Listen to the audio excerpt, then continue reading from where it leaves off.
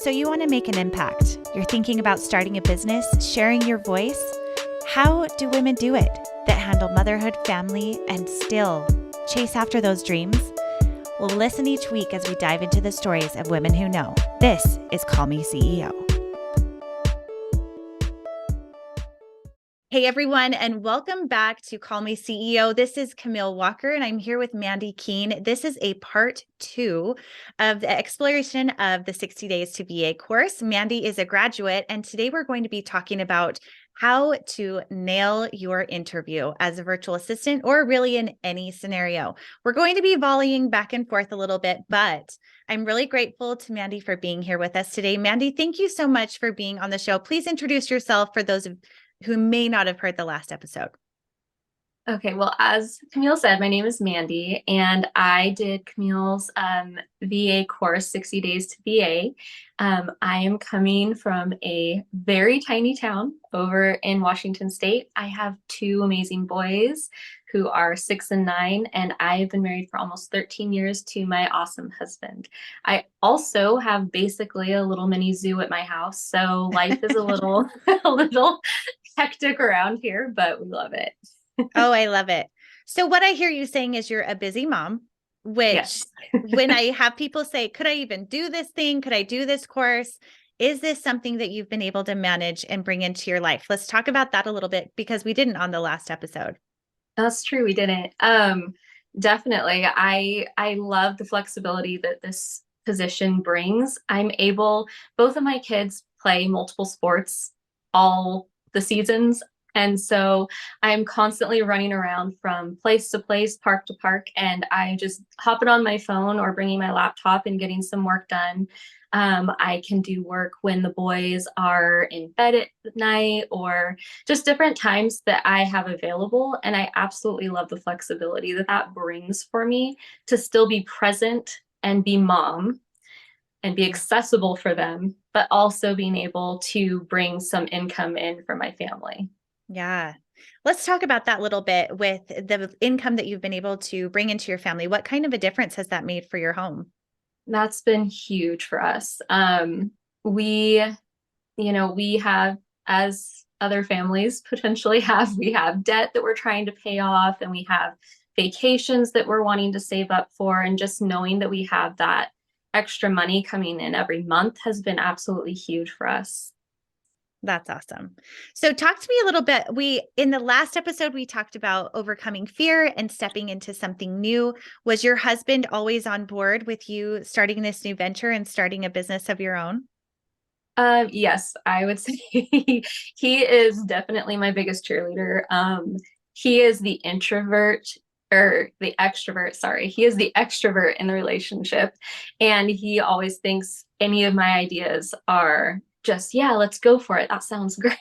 Which is kind of scary sometimes, but also great to have that support. So Oh, I love it. I will tell you, as many calls as I have, some students that take my course are single, and I've even had some more recently who are going through a divorce and navigating the waters of how do I provide for my family?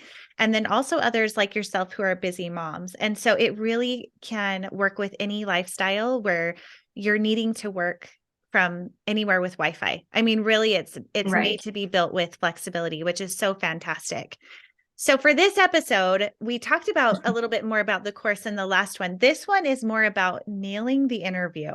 And the reason why I wanted to bring Mandi on here is because with my program, I also help many of my graduates land jobs, and Mandi was no exception to that. I think I got her as many hours as she was looking for within just a couple of weeks, which Yes. a big part of that too is that you nailed the interview. That's not everyone's story.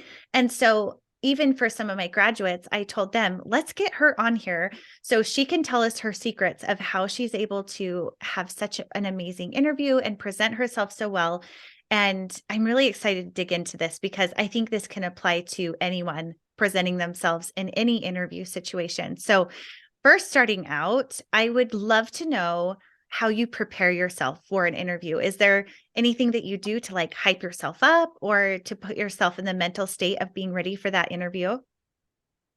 So one of the things I do, I am such a researcher and I like to at least kind of do a little digging in on my potential client just to kind Hmm. of get an idea of who they are and things that they're trying to accomplish, maybe, and maybe that's not always as evident with doing research, but just kind of getting a general overall idea of who they are, I think is a great starting point.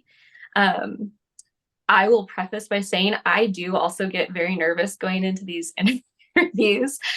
Sometimes I am in here right before just kind of doing some push-ups or things to Yeah. get some of that nervous energy out. But yeah, I think for me, just kind of feeling as prepared as possible helps with some of that anxiety going into it. Hmm. Having my notebook, like I said, that is a comfort thing for me. My notebook and my pen, um, those are definitely ways that I kind of prepare right before. Yeah, I love that. And in our house, just this is something that I talk about with my kids all the time is that the way that our body processes anxiety or nervousness is very similar to the same place where we experience excitedness or happiness. So in our family, we actually call it nurse-sided. I'm nervous and excited, or anxiety. I'm anxious, but I'm excited.